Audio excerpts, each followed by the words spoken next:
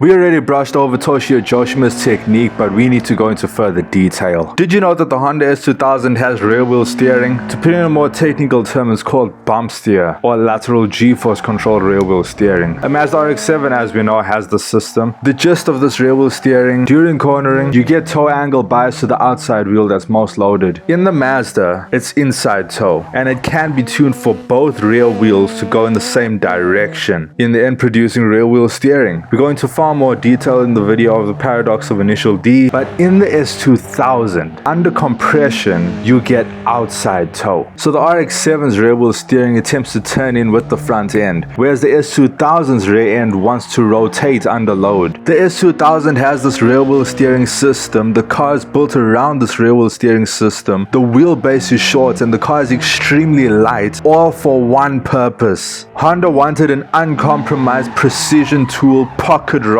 that didn't know the meaning of understeer. While Honda was fine-tuning this car, they found that the outside toe, the rear wheel steering, was too aggressive. There was too much outside toe, practically giving the grip away. So what they did to fix this is tighten the rear anti-roll bars, fine-tuning geometries, making it a little stiffer, also tuning some more inside static toe to give stability during braking when the rear wheels are not loaded, only fine-tuning it all the more to be the ultimate street racing car. Now, to manage all of this, they needed a clinically precise machine, something that could handle such a lethal chassis. And did they find something equally lethal? The naturally aspirated 4-cylinder F20 engine. This baby revs up to 9,500 RPM. Mounted within the wheelbase for most efficient balance. There was a load more of fine-tuning done until we saw the best roadster of all time, the S2000 AP1. AP1, AP1, AP1, AP1. Take note of that. This is the one and only real S2000. That latter AP2 that came out was the bastard.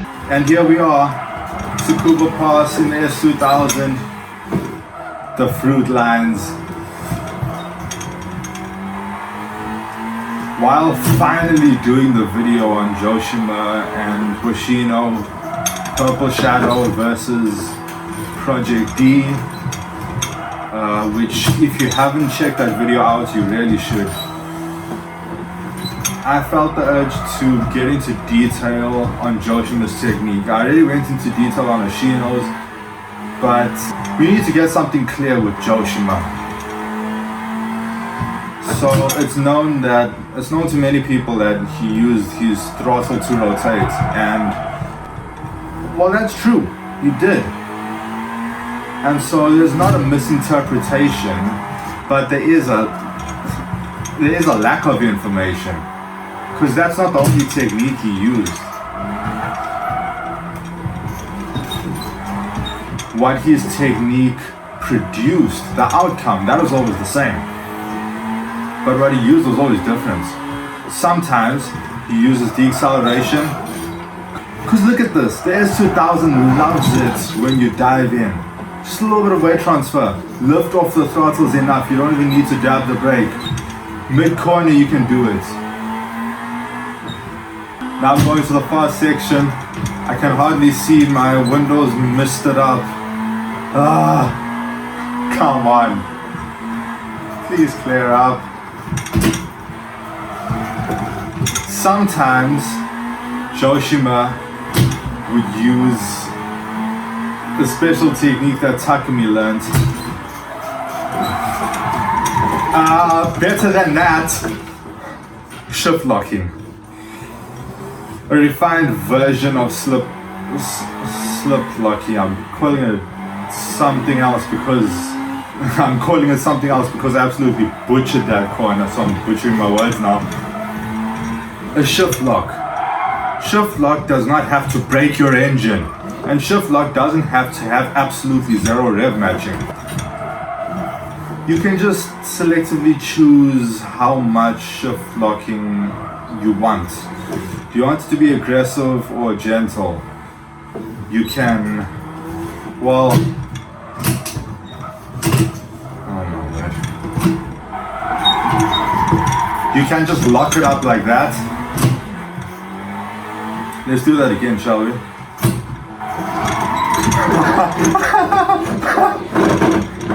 Yeah, that's a bit too much. That's absolutely no rev matching at all. That's just Okay, kill me. Handbrake, mid corner.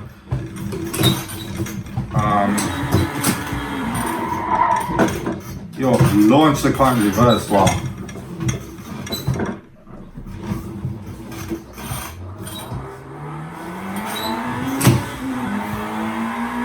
Joshima used many techniques. Got a brake lock there.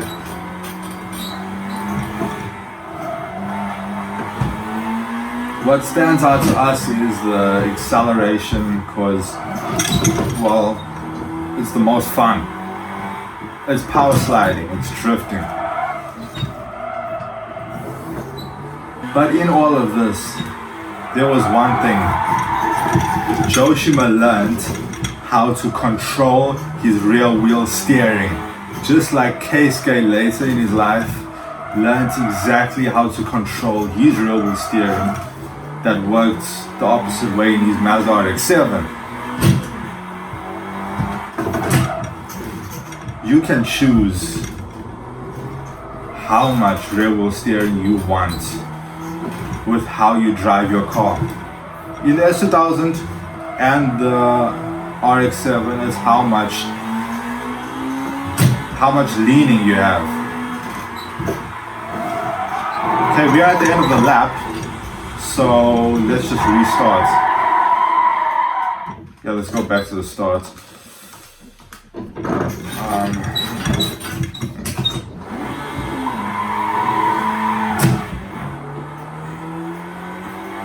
So what I mean is, you can enter a corner just turning in and then trying to use the throttle, brake to skid the rear wheels. This car doesn't have that much power. It's the stock S2000. We'll get to a more powerful one later. But you can see what I'm doing. It's very minimal that I'm doing at turn in, and I'm rather just trying to rotate the rear end. At this point, while there is load on the rear end, I'm using the accelerator to try to skid the rear wheels. But when you lean the car in or Scandinavian flick it, you're multiplying the lateral inertia. Well, the Scandi flick is multiplying it. Just a normal lean. What I'm doing here, is using the front end to rotate the rear end. And I'm putting a big load of weight on that outside rear wheel.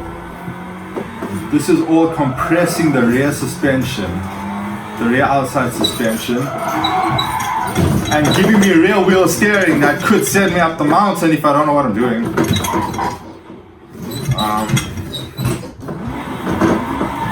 Yeah, that was very drastic.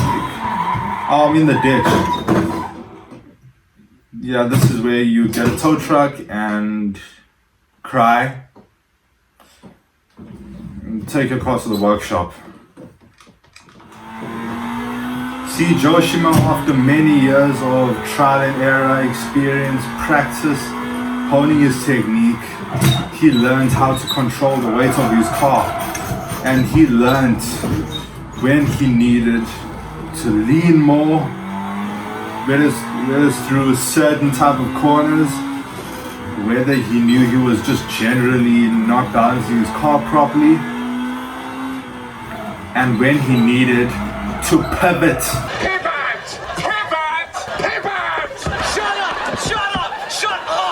Keiichi Tsuchiya understeers the fronts and then corrects it with the accelerator, but keeps it going in a drift. It's called shuffle steering. Whereas Lewis Hamilton, Fernando Alonso, they want to still keep their rear grip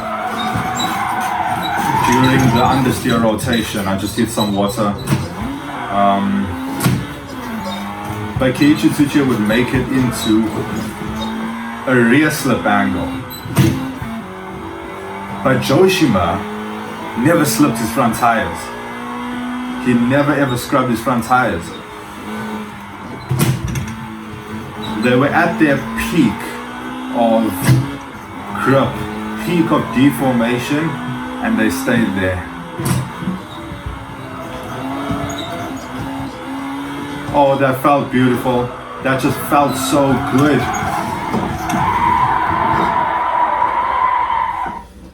Ah, the water.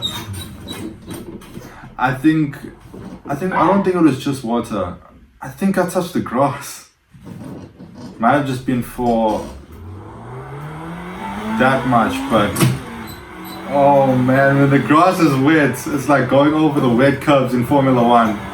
You don't want to do that. I mean, unless it's the inside grass, which is inside a ditch. Then you can. It's the toll gate. Ditches are king. You see there, my braking wasn't good enough. I was understeering for entry here. It was also crap. But how about if I lean? A little early on the power.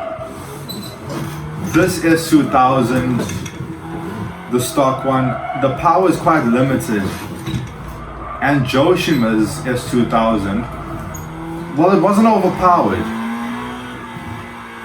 He had just enough power to slip the rear tires if you wanted to transition the forward weight transfer rotation into the rear slip angle rotation.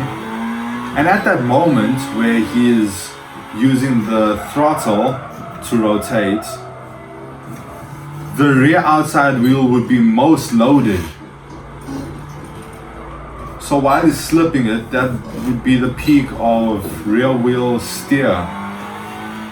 We started this video in Joshima's S2000, so why don't we get in it?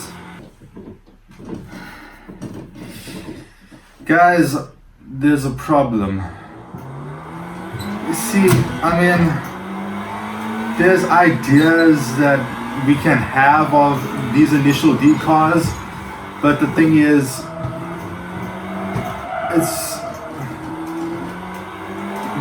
we have so little data, and if you don't know exactly what's going on, You're gonna mess up, make some other car that was never on initial D. it's just kind of unreasonable to think we can take a car from initial D and put it in Assetto Corsa.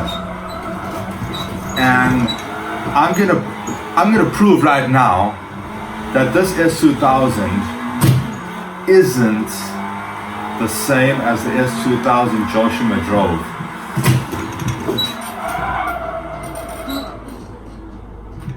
You see that understeer? That wasn't me being bad on the brakes. I was good on the brakes. I was good.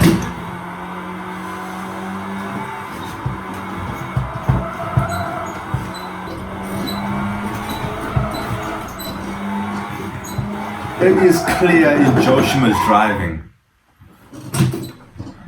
He has very wide open differentials for acceleration and deceleration. I'd say a little bit biased toward a little bit more open differential on acceleration because his car easily moved into the rotation. His car was stiffened up, so there wasn't a bucket load of weight transfer onto the front end, lifting the rear wheels to skid into oblivion. Let me show you right now. The way Joshima would turn in was this smooth. It was that simple, that smooth with one hand. And I'm not getting any reaction out of the rear end. It's understeering.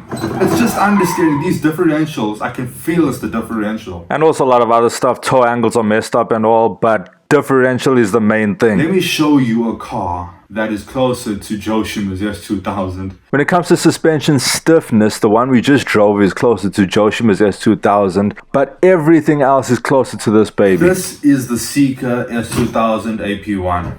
On Best Motoring is known to be quite a sus car, sus handling, and the brakes were not very good, apparently, of all the Seeker cars actually. But I kind of like it. And it's the one car I'm going to use to show you right now how Joshima's technique is so intricate and very exclusive, and it only works on certain cars, and only certain cars work with him. I don't mean that he's not adaptive. I mean, with this technique of his, he can adapt. I love the engine. There's hardly any weight transfer. This thing is bone dead. I'm rotating the rear end with the front end. Joshima did not always use brakes entering a corner. Okay, this engine is more powerful. Come on, focus.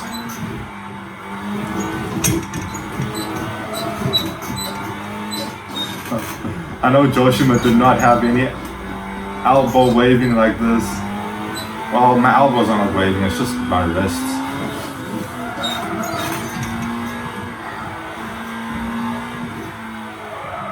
You'll get what I mean. Look at this. Just a lift off. Next one will be slightly slower. We can do it over here. I didn't touch the brake. I didn't touch the brake. I didn't touch the throttle. This is so much more accurate to the heart of Joshima. Although I know Joshima did like the weight transfer. He liked to use different techniques to accomplish the same goal of rotation. We already talked about that. So in short, most of the time, Joshima used the steering wheel to rotate his rear end, like we've been doing in the Seeker S2000, and then to control that rotation he used the throttle. For bonus, we have to drive something special. This is the best S2000 that was ever driven on the Toge. The J's Racing Honda S2000. Mau!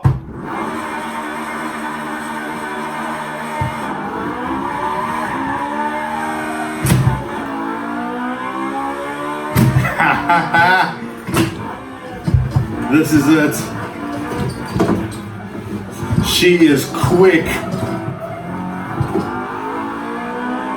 Oh, rapid.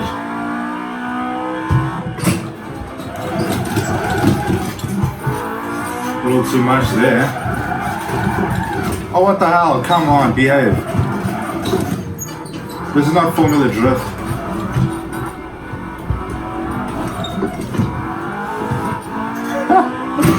Oh, that was all my fault. This car is so rapid.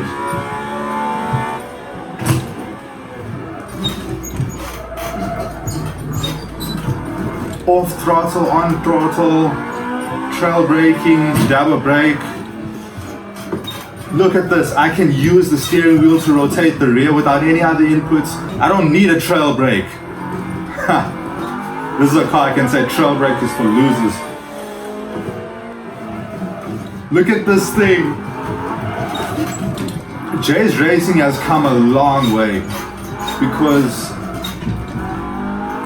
well, we can call this J's Racing S2000 the V2 out of 3. I think, unless I'm wrong. The first J's Racing S2000 was also yellow. It also had a black hood. It didn't have the fancy body kit that this one has though. It was a more subtle body kit. It had fog lights, but they didn't tune the suspension as well as they could have. It had that rear wheel steering problem that Honda fixed, where the rear wheel steering was simply just taking grip away. It was doing too much inside, too much outside toe, and it was just inefficient. At the limit, the grip would fall off because there just wasn't enough, while the front still had loads more to give.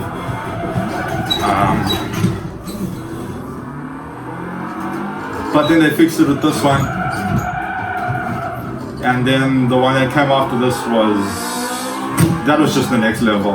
That was just the greatest. That's the car that you say nothing about. You just tip your hat in respect. Here's the fast one. Just the steering wheel. I love that. A little too fast. No, it's fine. Sucks when I have to drive and talk about complicated stuff. But no excuses. I can't focus. I can focus. I promise I can focus.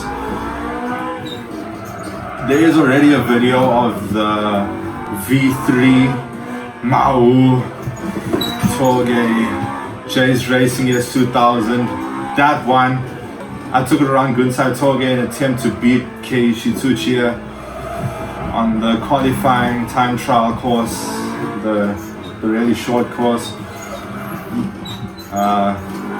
Go check it out and see for yourself, no spoilers. The S2000 is a car I've loved for very long. It's an amazing car. I love it. It's complex but simple at the same time, and it's raw. That's it. But I hope you enjoyed the video. Get faster, petrol heads.